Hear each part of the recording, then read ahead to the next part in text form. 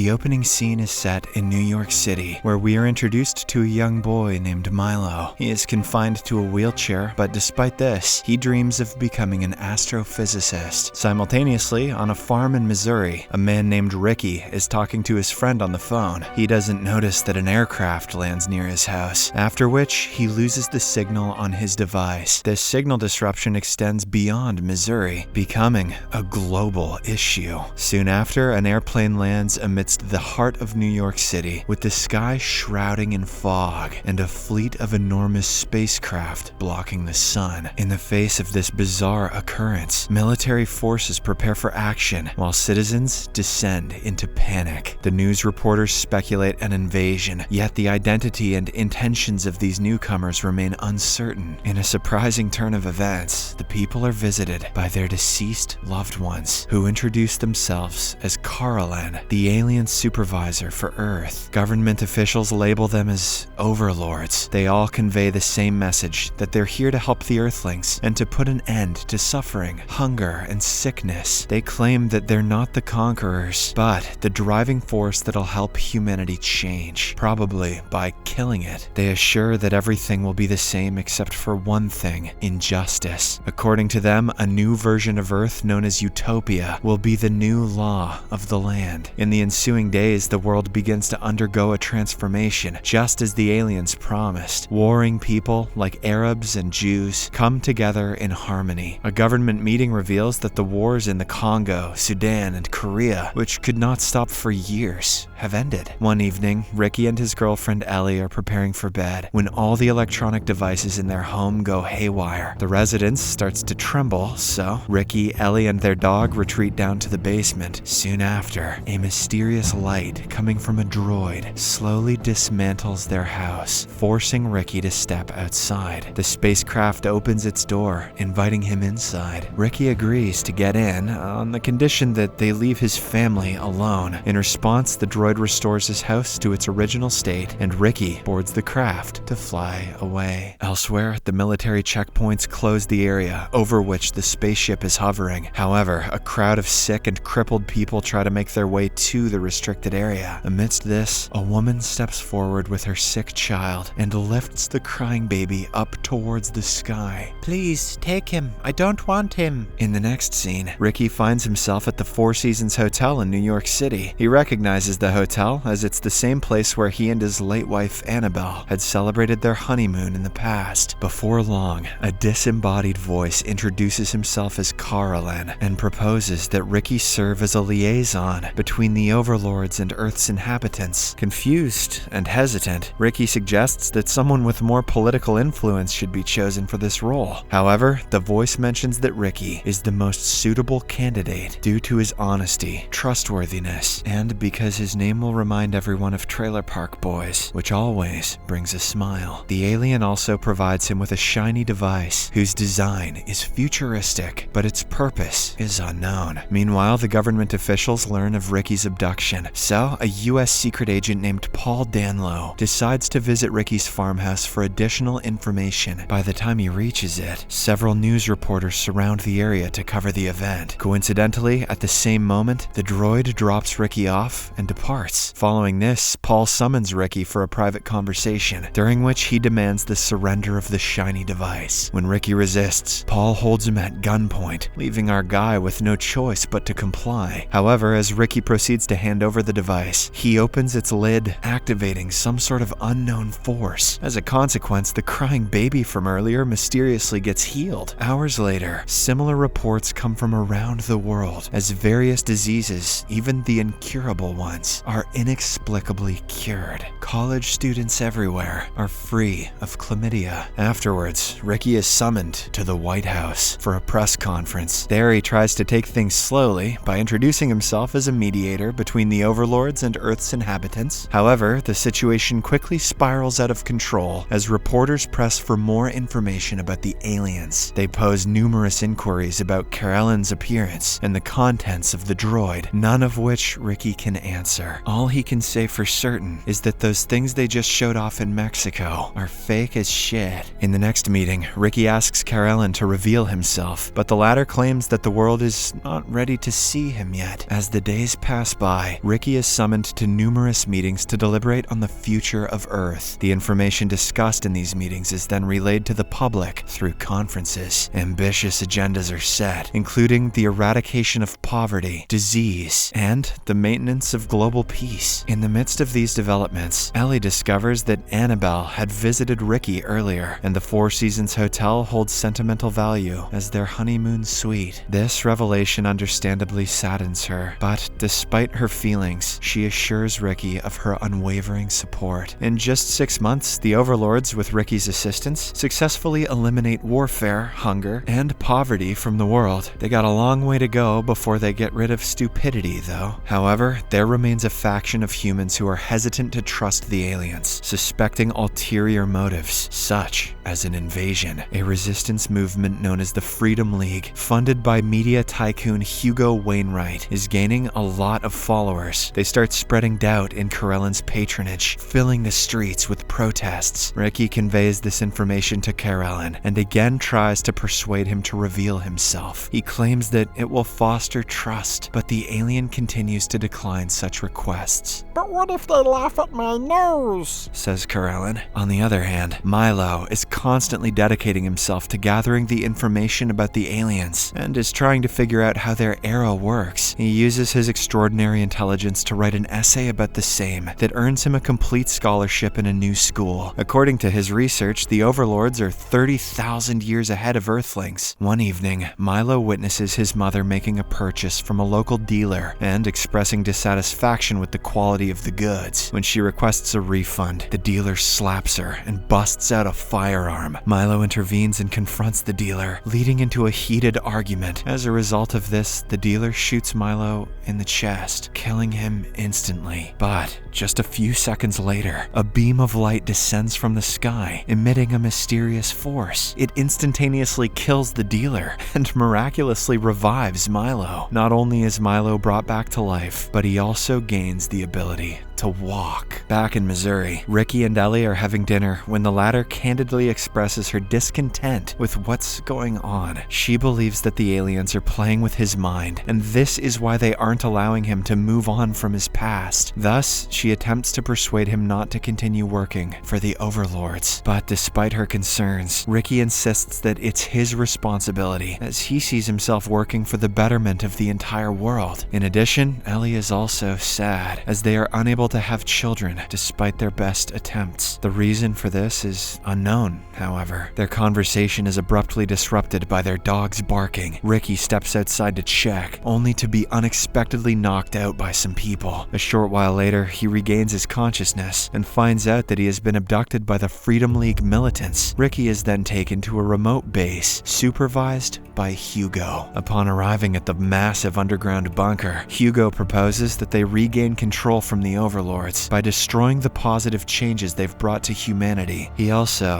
asks Ricky to join the Freedom League. Is there free beer? No. Sounds like garbage. Unbeknownst to him, Carellan is broadcasting their entire communication to the public. Ricky refuses to participate in such an awful plan, which enrages Hugo. On his order, the League members pull out their guns and shoot towards him, but just moments before the bullets can reach him, the Overlords freeze time around Ricky and terminate the broadcast. At that moment, a door opens and Annabelle appears, calling Ricky inside. However, he asks her not to come to him again because he has already buried her memory and wants to move on. Shortly after, Ricky is dropped back at his farmhouse, safe and sound. The following day, he attends another meeting with Carellan, during which the alien figure behind the mirror informs him that the Freedom League is disbanding. Carellan anticipates that the states will soon unite, and people will live happily ever after. He thanks Ricky for his service, and indicates that his assistance is no longer needed. Just before Ricky is sent back, he manages to capture a photograph of the mirror, behind which Carellan always hides. Upon returning home, he reviews the image with Ellie, and they understand the reason why Karelin wanted to keep himself hidden. Now that Ricky is free from his work, he decides to begin a new chapter of his life and proposes to Ellie for marriage. The scene then fast forwards 15 years, revealing that Milo has now graduated from MIT and works as an astrophysicist at the World Federation, a new unified government on Earth. The present world is completely different as compared to the past, as the aliens have successfully achieved their goals. Now, Karelin finally decides to reveal himself to the general public. For this, a huge event is prepared at a stadium, and the people appear very excited to meet their guardian angel. Not long after, a giant spaceship lands on the stadium, and two kids enter to escort Karelin out. Much to everyone's shock, Karelin looks exactly like a devil, complete with horns, wings, red skin, and a tail, and a bare cherubic ass. The scene then cuts to 4 years later, and it's now the year 2035. The golden age has indeed arrived for mankind, as inequality, crime, and war are all gone. People have renewable green energy and enough food for the entire planet. Earth has become a paradise, and the humans are living healthy lives. Despite these overwhelmingly positive changes, Milo, for some reason, is worried about the future. Moreover, he is laid off from his astrophysics post, as all space research programs are being terminated. But before he leaves for South Africa, Milo makes sure to pocket a few hard drives worth of data on the overlords, because nobody knows anything about them yet. One night, Ricky is awakened by a beam of light outside his residence. This time, he understands that it's Karelin, so he follows the light to his tool shed. Karelin apologizes to Ricky before confessing some big news. The Earth has a new destiny. A short while later, Ellie walks out in search of her husband, only to notice the droid flying off. She asks Ricky about the matter, but the latter hides the truth and claims that Karelin simply came to check on them. In the next scene, we are shown a large research facility in South Africa that is managed by a health practitioner named Dr. Rupert Boyce. This facility happens to be the same place where Milo currently works with a colleague named Rachel. One day, the entire facility starts to shake, appearing as if it's an earthquake. Rachel notices all their animals panicking in their cages. After a while, Dr. Boyce finds an additional chamber on the facility's ground floor, seemingly created by Karelin. Inside, there is a glowing communication device that looks like a large Ouija board. Dr. Boyce interprets this discovery as a signal that Karelin wants them to establish contact with someone. Astonished, Dr. Boyce says, "Ghosts are real too?" Shit. Later on, Milo seeks out Dr. Boyce and expresses his growing unease regarding the actions of the overlords. He mentions witnessing unusual behavior among the wild animals in the lab. However, Dr. Boyce dismisses his concern, as he seems to have something different in his mind. He guides Milo to a room filled with figurines of animals, where he discloses that he has been assisting the overlords in capturing various species of animals and sending them to an alien planet. According to him, only one species is missing from their collection, Homo sapiens. Dr. Boyce hopes that the overlords will take him to their planet. On the same night, the overlords pay a visit to the Gregson family, consisting of the father Jake, the mother Amy, and their son Tommy, Lil Tommy Greggs. The droid emits its mysterious light force onto Amy and Tommy, causing them to experience restlessness in their sleep. Afterwards, the craft departs, awakening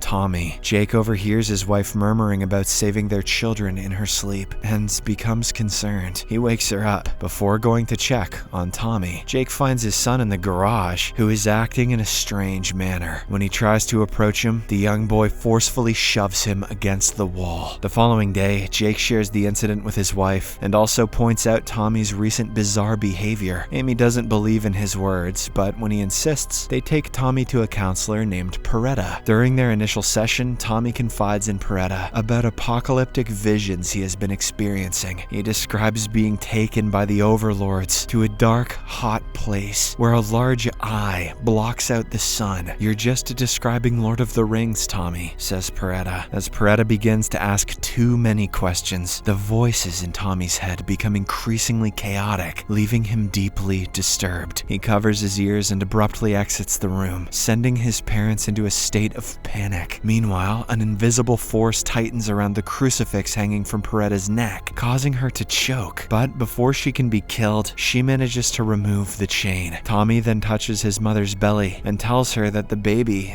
has stopped crying. This leaves Amy bewildered, as she isn't pregnant. Following this unsettling encounter, Peretta advises Jake to stay safe before leaving the house, visibly distressed. Meanwhile, in Missouri, a group of people surround Ricky's farmhouse with the intention of gathering info about the overlords. Witnessing their presence, Ricky steps outside to confront them. However, at the same time, his veins begin to swell and turn a crimson hue, causing him to collapse on the ground. Following this, Ricky is rushed to a hospital where the doctor delivers a grim prognosis. It appears that Carellen has poisoned him with some substance, which explains his earlier apology. Upon learning of her husband's limited time left to live, Ellie returns home and activates all electronic devices in an attempt to talk to Carellen, but her efforts prove futile. His cherub ass doesn't show. The next day, Peretta goes to see a church pastor. Although the church has been long abandoned, he diligently maintains the premises. Peretta recounts the recent events at Tommy's home and shows her chain as evidence. In response, the pastor speculates that the overlords are similar to demons from hell, targeting those humans who still hold faith in God. Despite these dire circumstances, he encourages Peretta not to lose hope.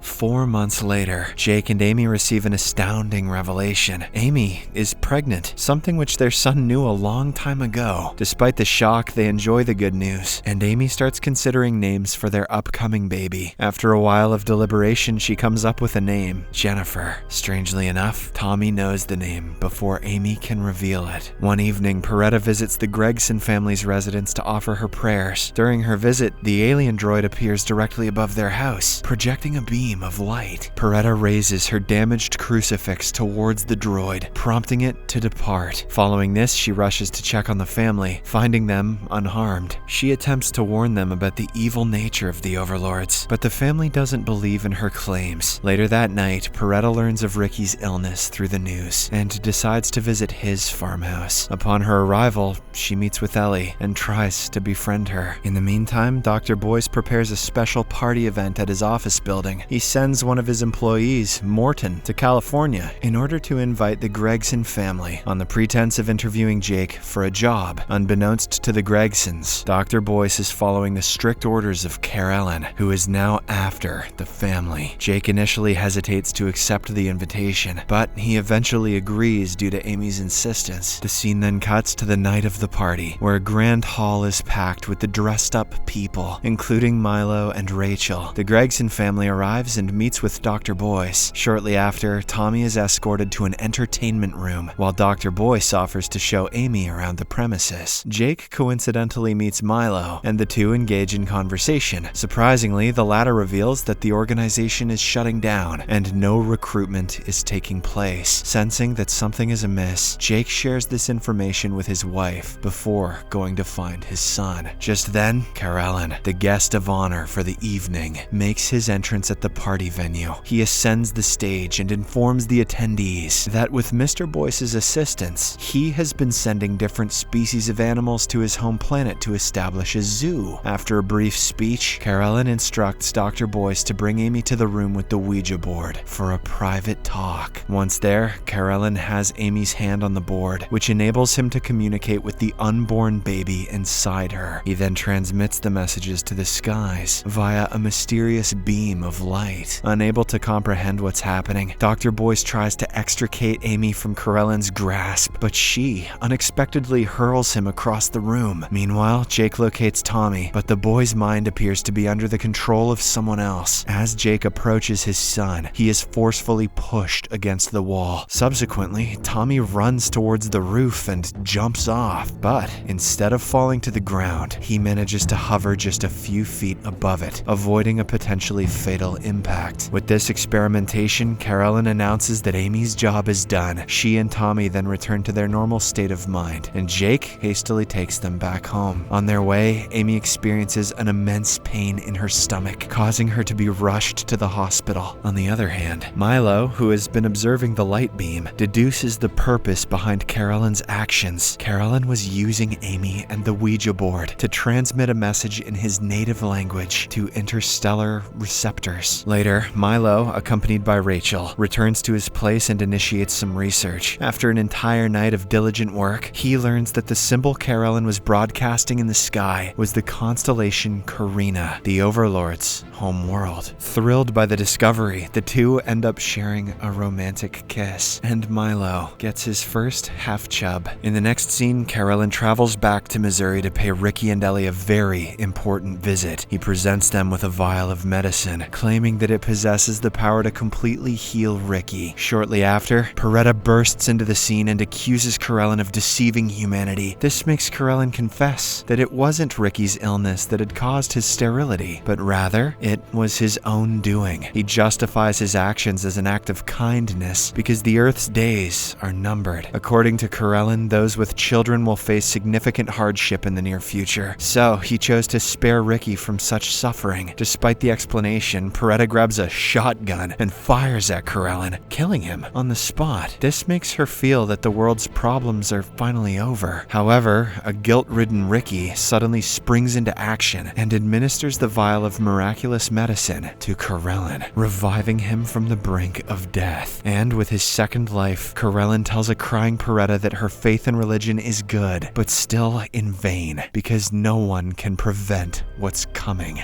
AI. Later that night, Peretta sees the spirit of her mother and follows it until she falls from a balcony, resulting in her tragic demise. Simultaneously, at the hospital, Amy gives birth to the baby girl Jennifer, whose eyes emit a peculiar and vivid green glow. The scene fast forwards to 4 years later, and now the children are stronger than previous generations, with telekinetic and psychic abilities. Milo, who is dating Rachel, wonders how the future generations will be. Back in Missouri, Ricky is still dealing with the effects of his illness, and he attempts to implant small chip-like devices into his arms. Later, he is visited by Carolyn in his backyard, where the alien informs him that the final stage has begun. In the next scene, Milo and Rachel are strolling through the park when they spot a girl raising her hands towards the sky and chanting out Jennifer's name. Not only in the park, but kids all around the world are following suit. Some of the kids even show up at the Gregsons' doorstep,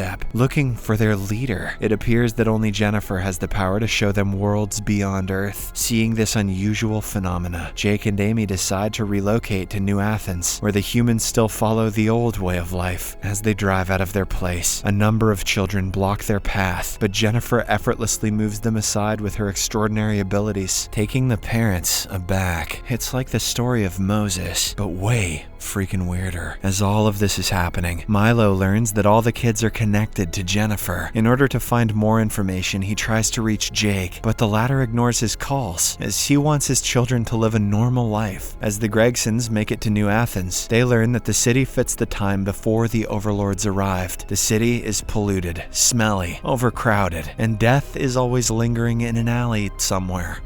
Paradise. Shortly after, the family is welcomed by the city's mayor, Jerry Hallcross. The mayor tells them that they don't have to worry because New Athens is completely different from Utopia. He then gives them a special tour before taking them to their new home. At their new residence, Jake receives a call from Milo one more time. This time, on Amy's suggestion, he agrees to answer the call. Milo requests permission to talk to Jennifer, to which he agrees. Milo then asks Jennifer to look into a mirror and share her visions of the future. In response, the girl asks him to come closer, after which she shares a grim vision of the Earth being engulfed in flames. The vision is so powerful that it destroys the communication device, startling Milo. Jennifer then announces a chilling message. The end begins. Determined to protect the Earth, Milo decides to sneak onto the Overlord's spacecraft with an intention to get to their home world. His beloved Rachel disagrees with his idea, but Milo convinces her, assuring that he'll return. Following this, the pair sneaks into the shipment truck, and Rachel, with a heavy heart, places him in a vacuum-sealed bag just like the other animals. She kisses him goodbye before letting him sleep